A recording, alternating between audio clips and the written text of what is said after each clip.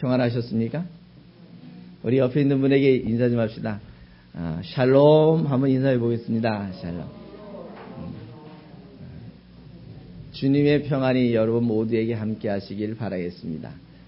특별히 이 시대에 하나님의 말씀을 쫓아가는, 또 진리를 쫓아가는, 예수를 쫓아가는 여러분 모두가 하나님의 은혜 가운데 승리하시기를 부탁을 드리겠습니다. 우리 대한민국에 살면 기본적 의무가 있지요. 특별히 우리 같은 경우에는 남자로 이 대한민국에 살게 되면 국방이라고 하는 의무를 비켜갈 수가 없을 것입니다. 모든 사람들이 좀 더 편안하게 살 수 있도록 하기 위해서 젊은 시절에 젊은이들이 국가를 위해서 수고하고 희생하고 달려가야 되는 일들이 우리에게는 의무적으로 또 기본적으로 있어지고 있다는 것입니다.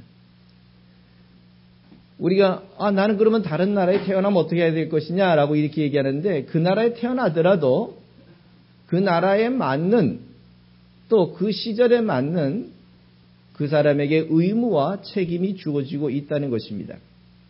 그래서 만약에 이 책임과 의무를 준행하면 건강한 국민이다 라고 이렇게 정의하고요.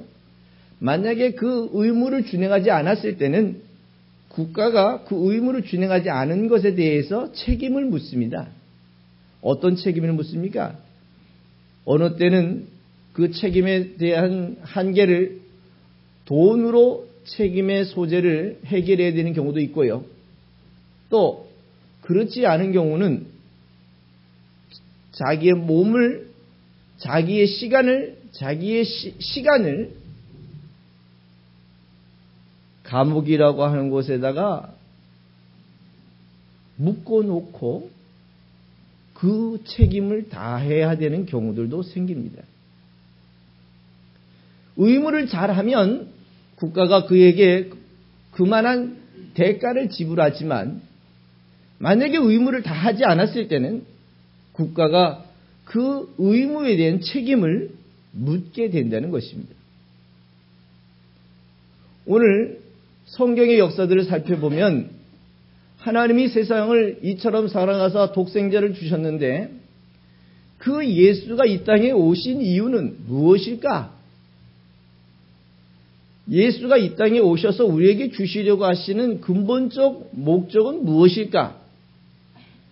근본적 목적은요, 여러분 모두에게 평생의 영원한 평화를 주시기 위해서 오신 줄 여러분 기억하시기 바랍니다.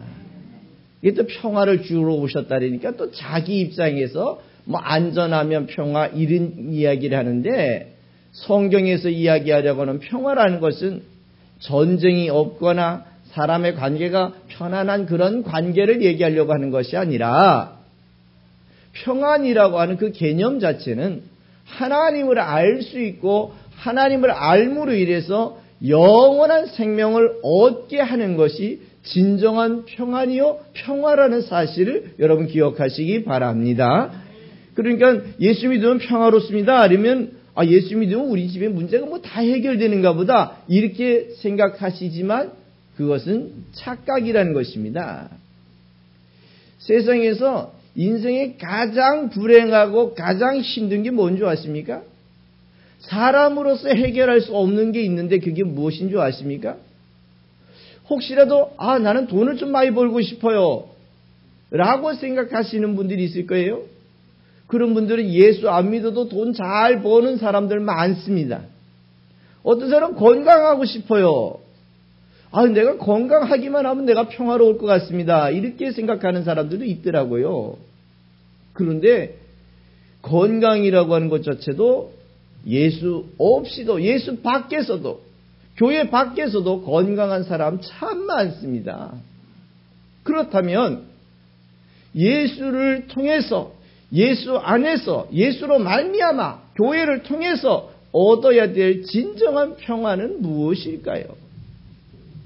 그것은 세상 밖에서 해결할 수 없는 이 죄의 문제, 죄로 인한 결과는 사망이라고 하는 죽음의 문제, 이 엄청난 문제는요, 예수 아래 있는 사람이나 예수 밖에 있는 사람이나 가진 자나 못 가진 자나 건강한 자나 병든 자나 누구나 다 이것은 엄청난 짐이요 엄청나게 해결할 수 없는 무거운 일들이라는 것입니다. 그 무거운 일들을 결국은 누구를 통해서? 예수를 통해서 해결함을 받고 또 방향을 제시받고 또 그것을 통해서 새로운 길을 찾고 쫓아가는 것이 이것이 진정한 평화요 진정한 평안인 줄 믿으시기 바랍니다. 그러니까 세상이 주는 전쟁이 없는 평화, 이것은요, 여러분, 국가가 힘을 갖기 시작하면 전쟁은 억제가 되기 시작합니다. 그러나 국가가 힘이 없기 시작하면 전쟁은 분명히 내가 원하든 원치 않든 무조건 생기게 마련인 것입니다. 힘을 가진 자는 약한 자를 억압하고 약한 자의 것을 탈취하려고 하는 게 사람이 가지고 있는 생각이라는 것입니다. 일본이라는 나라가 대한민국을 식민지화하게 하게 된 이유들도 결국은 우리가 그때 힘이 없었고 그들은 군사적인 것이나 경제적인 것들이 많아서 그 경제적인 것들을 어딘가에다가 팔아먹어야 되는데 막상 자기네가 생산한 물건을 가지고 자기네 민족이 다 해결할 수 없으니까 그것을 팔아먹기 위해서 그것을 소비하는 나라를 만들기 위해서 식민지화했고 결국은 그 힘을 가지고 그 나라를 지배하는 결과가 되어버렸거든요. 우리가 만약에 그때 힘을 갖고 있었다라고 생각해 보십시다. 그렇다면 우리는 그들의 식민지가 되지 않았을 것이고요. 그들도 감히 넘보지 못했을 것입니다. 요즘 같은 경우가 우리가 그렇잖아요. 예를 들면 전에만 같아서도 우리가 북한하고 전쟁을 했을 경우에 우리가 이긴다고 생각했었습니다. 이길 수 있다고 생각했습니다. 분명히 이길 수 있을 거라고 이렇게 얘기했습니다. 맞습니다. 전에만 같아도 이길 수 있었습니다. 그러나 이제는 이길 수가 없습니다. 왜냐하면 이 원자폭탄이라고 하는 힘의 균형이 지금 그들이 가지고 있는 힘의 균형이 더 세져 버렸기 때문에 우리는 더 이상 전쟁에서 이긴다고 확신할 수가 없습니다. 만약에 이 균형이 조금이라도 기울어진다면 분명히 전쟁은 일어나는 것입니다. 어떤 분들은 하나님이 허락하셔야 전쟁이 일어난다고 이렇게 생각하겠지만 여러분 힘의 균형이 무너지면 전쟁이 일어납니다. 그러면 전쟁이 없는 것을 평화라고 이야기할 수 있습니까? 아닙니다. 아무리 전쟁이 없고 잘 먹고 잘 살고 건강하게 살더라도 죽음이라는 것을 비켜갈 수 없다면 이 죽음이라는 걸 넘어갈 수 없다면 이 사람은 불행한 것입니다. 사는 게 아닙니다. 결정적으로 달려가기는 열심히 달려가지만 수고는 열심히 하지만 땀은 열심히 흘리지만 결국 도달하는 곳은 어디입니까? 죽음이라는 곳을 향하여 달려가고 있는 것이란 말입니다. 그렇다면 이것이 진정 평화라고 이야기할 수 있겠습니까? 성경에서 이야기하려고 하는 평화를 얻는다라고 하는 것은 이 사람이 해결할 수 없는 죽음의 문제를 해결해 줄 수 있는 그 예수와 함께 살아갈 때에 이 진정한 평화는 여러분에게 주어지는 줄 여러분 기억하시기 바랍니다. 그렇기 때문에 예수를 이 땅의 평화의 왕이다라고 이야기하는 이유는 그 예수가 사람이 해결할 수 없는 그 문제를 해결해 주셨기 때문에 평화라는 것입니다. 그런데 성경에 보면 예수가 평화의 왕으로만 오셨습니까? 여러분 우리 입장에서 보면 예수는 평화의 왕이 맞습니다. 우리 입장에서 보면 그러나 우리 입장이 아니라 예수 안에 있지 아니하는 밖에 있는 사람의 입장에서 보면 이 예수가 오신 것이 평화의 왕일까요? 아니면 이 예수가 오신 것이 심판의 시작일까요? 그렇습니다. 그래서 예수님이 이런 말씀하셨습니다. 얘들아, 내가 세상에 평화를 주러 온 줄 아느냐? 내가 불을 주러 왔다. 왜 불이 필요합니까? 불이라는 것은요, 탈 것과 안 탈 것을 나눕니다. 없어질 것과 없어지지 않을 것을 나누는 게 이게 불의 효과입니다. 또 예수님 말씀하시기를, 야, 내가 세상을 심판하러 왔다, 이런 얘기를 합니다. 엄청난 심판이죠. 아니, 평화의 왕이라면서요. 근데 무슨 심판이 필요합니까? 예수님은 분명히 평화의 왕으로 오셨지만, 그러나 그 오신 그 자체가 이제 기준점이 되는 겁니다. 중심점이 되는 거예요. 예수 편에 설 사람과 예수 편에 안 설 사람이 나눠지는 겁니다. 예수 중심이 되면서부터 예수 편에 서 있는 사람을 가지고 그 사람들을 성도라고 이야기하고 있고, 그 사람들을 가지고 어떻게 합니까? 구원 얻을 자들이다라고 이렇게 정의하고 있고요. 예수가 오셨는데도 불구하고 예수 편에 서 있지 아니하는 다른 사람들을 가지고, 그 사람들을 가지고 불신자다, 이렇게 이야기를 하고 있다는 것입니다. 그럼 그 불신자에 대한 결과는 뭡니까? 사망이라는 결과가 있습니다. 여러분, 오늘 본문의 그 말씀이 아주 구체적으로 나오고 있어요. 여러분이 읽었던 이 요한복음 3장 16절부터 21절까지, 여러분이 너무나 잘 알고 있는 하나님이 세상을 이처럼 사랑하사 독생자를 주셨으니 이는 저를 믿는 자마다 멸망치 않고 무엇을 얻는다고요? 영생을 얻게, 생명을 얻게 부활시켜 주겠다라고 하는 것이, 오늘 하나님이 세상을 사랑하셔서, 여러분을 사랑하셔서 여러분에게 메시아를 보내신, 당신의 독생자를 보내신 목적이 거기에 있다는 것입니다. 그런데 우리는 안타깝게도 이렇게 좋은 기회가 있는데, 이런 좋은 기회를 선정하지 아니하고 이 좋은 기회를 도리어 어떻게 합니까? 하나님을 욕먹이게 하고, 하나님의 나라를 해방하고, 하나님의 역사를 흐트러지게 하고, 하나님이 보낸 그 메시아를 죽여버리려고, 또 그 메시아를 믿는 사람을 핍박해버리고, 결국은 그 예수를 믿는 사람들을 조롱해버리는 이 시대, 그 시대, 오늘날 우리들의 세대 똑같다는 거예요. 그렇다면 오늘 이들이 왜 영접지 아니했을까 한번 생각해 봅시다. 영접하는 자에게 평화라고 얘기했고요, 영접하는 자에게 생명이라고 얘기했고요, 영접하는 자에게 영원한 생명을 주시겠다고 말씀하셨습니다. 그러나 반대로 이 하나님의 독생자인 예수를 영접지 아니하면 어떤 결과가 있는 줄 아십니까? 그 예수를 영접지 아니하는 사람들에 대한 표현을 하는데요, 18절부터 우리 한번 봅시다. 저를 믿지 아니하는 자, 결국 뭡니까? 예수를 믿어주지 않는 사람들을 가지고 저 사람들은 믿어주지 않는 자다, 이렇게 얘기를 합니다. 저 사람들은 어떻게 합니까? 독생자의 이름을 믿지 아니한다는 얘기입니다. 독생자인 예수를 메시아로 인정하지 않는다는 얘기입니다. 그렇다면 여러분은 그 독생자인 예수를 메시아로 믿어주고 있는 사람들이죠. 여러분 요거를 들으면서 아하, 나는 어떤 위치에 있는가 한번 점검해 보셔야 되는 겁니다. 오늘 이렇게 예수를 메시아로 영접지 아니하는 이 사람들에 대한 결과는 어떤 결과가 있냐면 18절 하반절을 보니까 뭐라고 얘기합니까? 심판을 받는다라고 이렇게 얘기를 하고 있습니다. 그러면 왜 여기서 예수와 상관이 있느냐라고 이렇게 정의를 해보면, 심판을 받는다는 결과값이 있으니까 어떻습니까? 원인값은 누구 때문에 심판을 받습니까? 누구와 관계 때문에 이 심판을 받아야 합니까? 그것은 예수 때문에, 예수와의 관계 때문에.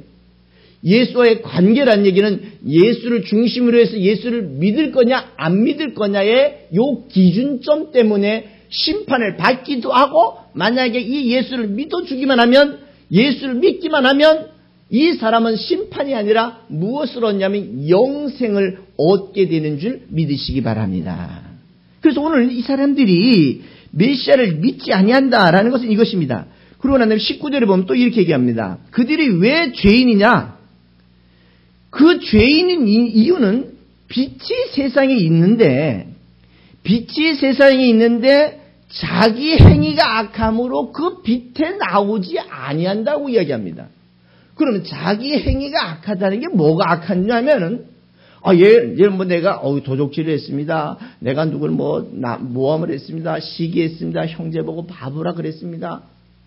우리가 이런 것을 가지고 우리는 악하다고 정의합니다. 그래요. 그것도 악한 겁니다. 나쁜 것입니다. 그러나 성경에서 이야기하려고 하는 악한 것이다라고 하는 기준점은 우리가 알고 있는 윤리와 도덕과 사회법이 아니라는 것입니다. 오늘 본문에서 그들이 행위가 악함으로 이 빛에 못 나온다고 이야기하는데, 이들의 행위가 무슨 행위가 어떤 게 악한 거냐면, 하나님이 메시아를 보냈는데 그 메시아를 믿어주지 아니하는 그 행위 자체가 하나님 보시기에는 무슨 행위냐면 요게 악한 거예요. 예수를 안 믿어준 것이. 자기들의 입장에서 보면 나도 메시아를 믿고 싶습니다. 이 사람들의 꿈이 뭔지 아십니까? 여러분, 우리의 소원은 뭐예요? 여러분 소원은 뭡니까? 우리의 소원은 통일이라고 이렇게 얘기하고 있습니다. 그래서 우리의 소원은 통일, 우리 노래 얼마나 많이 했습니까? 진짜 여러분의 소원이 통일입니까? 통일이 되면 전쟁을 조금 억제할 수 있다는 거예요. 요즘 젊은 친구들 가운데는요, 통일되는 거를 굉장히 두려워하는 사람들이 있습니다. 왜냐하면 그 사람들을 다 먹여 살려야 된다는 책임감이 있는 거예요. 내가 세금을 내서 그 사람들을 다 먹여 살려야 되는데 이걸 어떻게 감당합니까? 그대로 각자 살다가 각자가 그냥 죽읍시다. 이런 생각들을 하고 있거든요. 그런데 한편으로는 전쟁으로 인해서 통일이 되는 것보다는 우리가 뭔가 막 나눠주면서 그 사람들을 감동시켜서 개성공단 같은 것들을 많이 만들어서 그 친구들이 자본주의가 뭔지, 돈을 버는 게 뭔지, 돈을 벌어보면 어떤 게 좋은지 이런 것들을 느끼게 하면서 봄이 되면 얼음이 녹듯이 그들의 마음이 사상이 녹아질 수 있으면 최고한 방법일 거예요. 그 사람들이 통일이 돼서 그 사람들을 우리가 먹여 살리는 게 훨씬 전쟁으로 인해서 생겨진 비용보다 더 쌉니다. 더 싸요. 할 수만 있다면 우리는 그들을 감동시켜서 그들이 스스로가 녹아져서 그 녹아진 마음에 아름다운 통일이 될 수 있으면 얼마나 좋겠습니까? 근데 우리는 이 통일을 소원이라고 이야기를 하고 있습니다. 왜? 노래를 그렇게 배웠기 때문에 그렇습니다. 그러나 오늘 이스라엘 사람들의 소원은 뭘까요? 이스라엘 사람들, 나는 평생의 소원이 있습니다.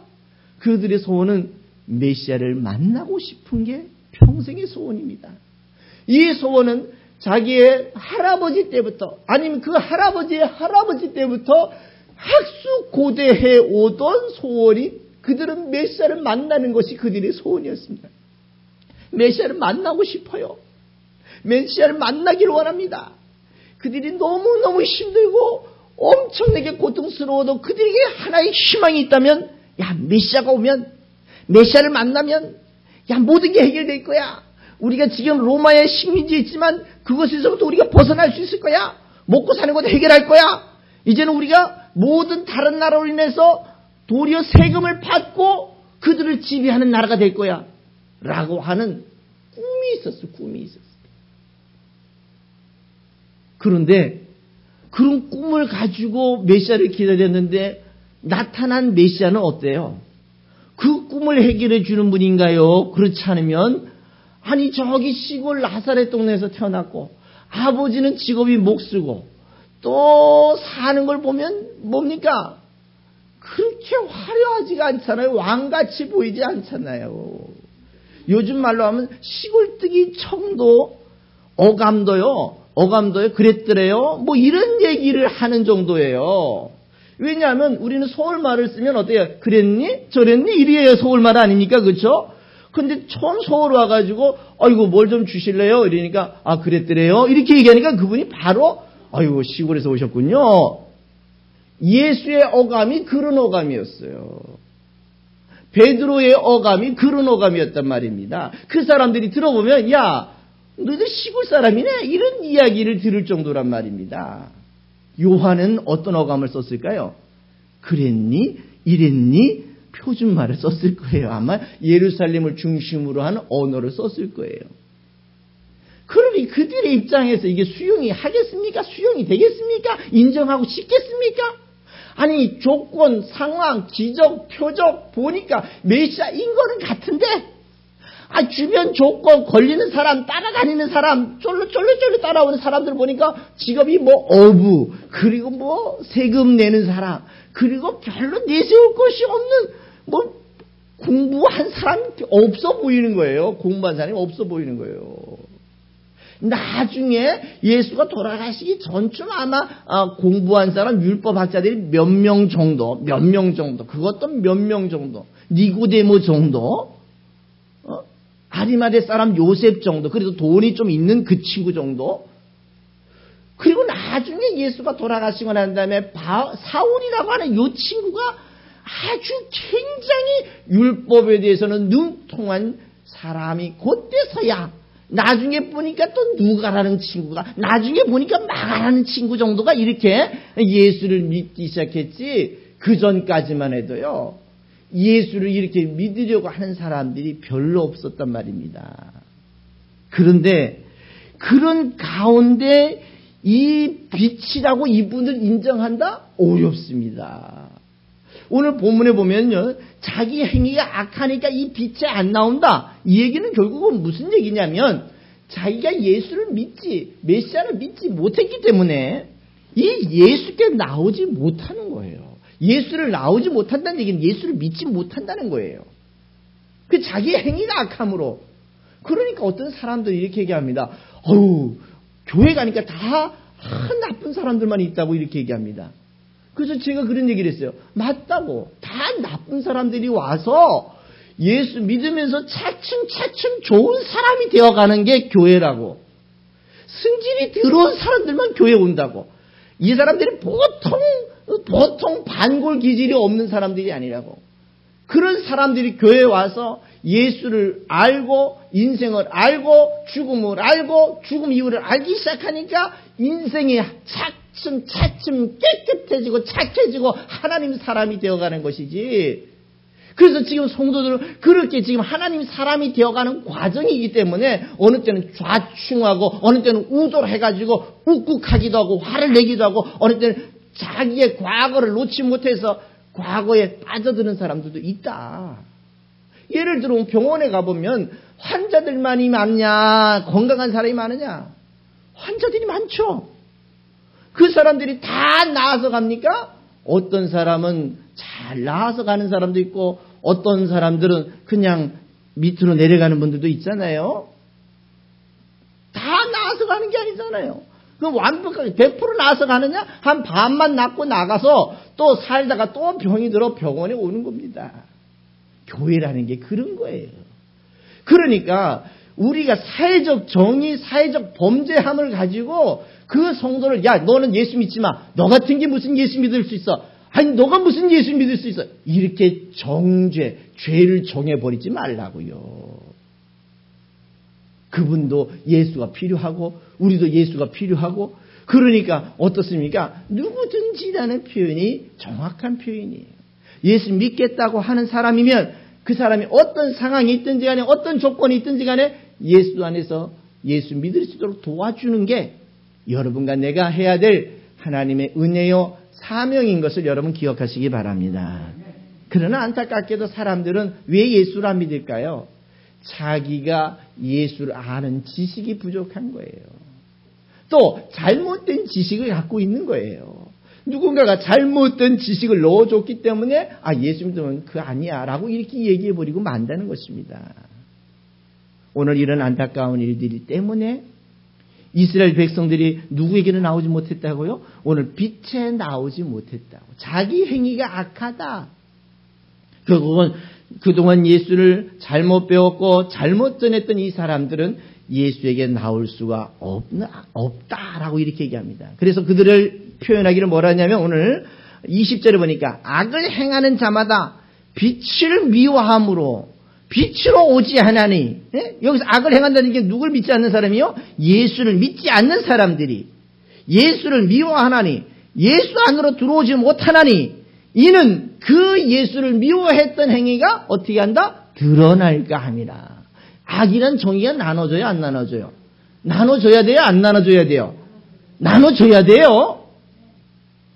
악이라 그러니까 우리 입장에서 악을 정의하지 말라고요. 우리 다 허물 많고 부족한 사람들이에요. 늘 얘기하잖아요. 저 사람 잘못됐어 라고 이렇게 얘기하면 손가락은 상대방이 하나 가지만 나머지 손가락은 세 가지가 나한테 온답니다.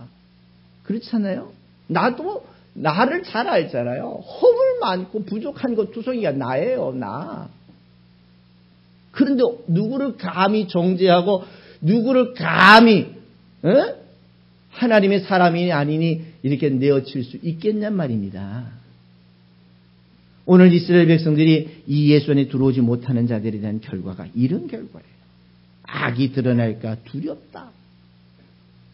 그래서 이런 불신자들의 특성이 있습니다. 이렇게 예수 믿지 않는 사람들의 특성이 있는데요. 그것을 가지고 바울은 고린도전서 2장 14절에서 뭐라고 얘기하냐면 이렇게 얘기합니다. 육에 속한 사람은 하나님의 성령의 일을 받지 아니하나니 저에게는 미련하게 보입니다. 미련하게 보입니다. 또 깨닫지도 못한다. 또 이런 영적으로라야 분별할 수 있는데 영적인 분별력이 없다 이 얘기를 하는 겁니다. 그냥 영적 분별력이 없으니까 무슨 분별력만 가질까요? 육적, 감각적 분별력만 가질 수밖에 없는 거예요. 과연 우리가 하나님의 말씀을 어떻게 쫓아갈 것이냐, 어떤 하나님의 말씀을 선택할 것인가, 이런 영적 분별력을 가지고 하나님 편에 서 있어야 되는데 안타깝게도 이건 하나님 말씀이 아니야. 그러다가 결정적으로는 하나님 편에 서 있지 못하는 안타까운 일들이 우리 주변에 너무너무 많다는 거예요. 너무너무 많아요.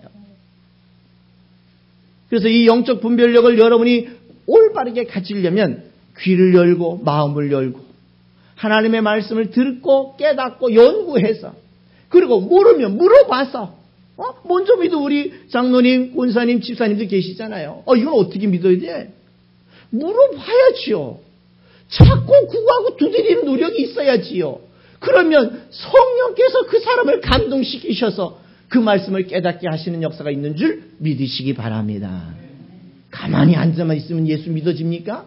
가만히 앉아만 있으면 그냥 다 알아집니까? 아니에요. 노력하셔야 합니다. 애쓰셔야 합니다. 달려오셔야 합니다. 오늘 예배에 참여하신 것처럼 노력하셔야 합니다. 나 교회 가고 싶다고 전화해가지고 말입니다. 나 좀 데리러 오라고 얘기도 하셔야 합니다. 그렇게 해야 오늘 말씀을 듣고 들어야 하나님을 잘 믿을 수 있는 줄 여러분 기억하시기 바랍니다. 특별히 성경에 보면요, 이 불신자들의 특성이 굉장히 많습니다. 마가복음 16장 16절에 보면은 그들은 정죄를 당한다 이렇게 얘기하고 있고요. 고린도 후서 6장 14절에서 15절 같은 데 보면은 성도들과 좋아하지 못한다 이런 문제들도 있습니다. 성도들과 좋아하지 못한다. 성도의 허물을 덮어주고 성도의 약함을 안아주고 성도가 잘한 것들은 어떻게 합니까? 격려해주고 칭찬해주고 또 나타내주는 일들을 해야 되는데 이렇게 조화가 안 되는 일들을 보면 늘 어떻게 해야 되는 줄 아십니까? 내가 자꾸 하나님과 반대되는 쪽으로 가고 있구나 라는 걸 자꾸 스스로에게 느끼셔야 돼요. 하나님이 원하시는 일은 성도와 조화하고 성도와 화합하는 일입니다. 그런데 성도와 화합하지 아니한다는 얘기는 하나님과 지금 자꾸 반대되는 쪽으로 가고 있다라고 보시면 됩니다. 하나님 믿습니다. 예수 믿습니다. 맞아요. 믿는 건 맞지만 하나님이 영광스럽고 하나님이 영광을 받으시는 쪽으로 가야 되는 거지 내가 영광을 받고 내가 나타나는 쪽으로 가다가 보면 결정적으로는 하나님께 영광이 되지 않는 비참함에 떨어질 수 있다는 걸 여러분 기억하시래요. 누가복음 16장 31절과 누가복음 22장 67절 같은 경우는 저 사람들은 이렇게 얘기하면 도무지 믿으려고 하지 않는다는 얘기예요. 도무지 믿으려고 아무리 설득해도 믿으려고 하지 않는다. 들으려고 하지 않는다. 그리고 듣고 난 다음에 이렇게 얘기합니다. 오늘 설교는 김 집사가 들어야 되는데 자신이 들으면 안 됩니까? 본인이 들으면 안 됩니까? 본인은 못 깨닫습니까? 왜 꼭 김 집사, 이 집사가 들어야 된다고 이렇게 누구를 핑계댑니까? 이제는 하나님의 말씀을 여러분이 잘 들으셔서 구별할 수 있는 하나님의 사람들이 되실 수 있기를 부탁을 드리겠습니다. 그러나 오늘 본문의 제목은 뭐라고 얘기하냐면 진리를 쫓는 자다라고 이렇게 얘기했어요.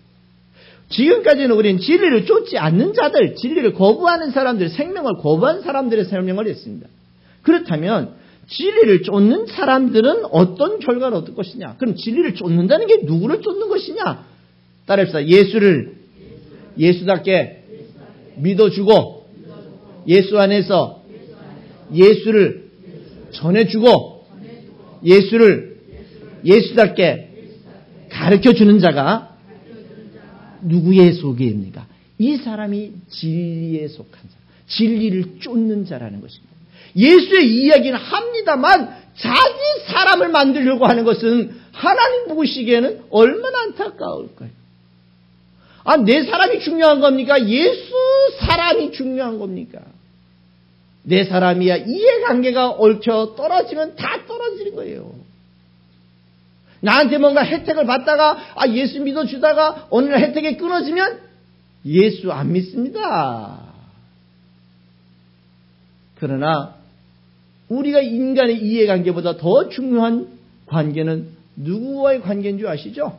예수와의 관계인 것을 여러분 기억하시면서 그 예수 안에서 예수답게 예수를 전하고 예수답게 예수 믿어주는 것이 이것이 진리를 쫓는 자들, 예수 안에 사는 사람들, 이러한 사람들이라는 것을 여러분 기억하시면 좋겠고요. 그러면 이렇게 진리를 쫓는 자들은 어떤 결과를 얻을 거냐? 17절에 봅시다. 하나님이 그 아들을 세상에 보내신 것은 세상을 심판하려 하심이 아니요 저로 말미암아 세상에 구원을 받게 하려 하심이라는 얘기죠.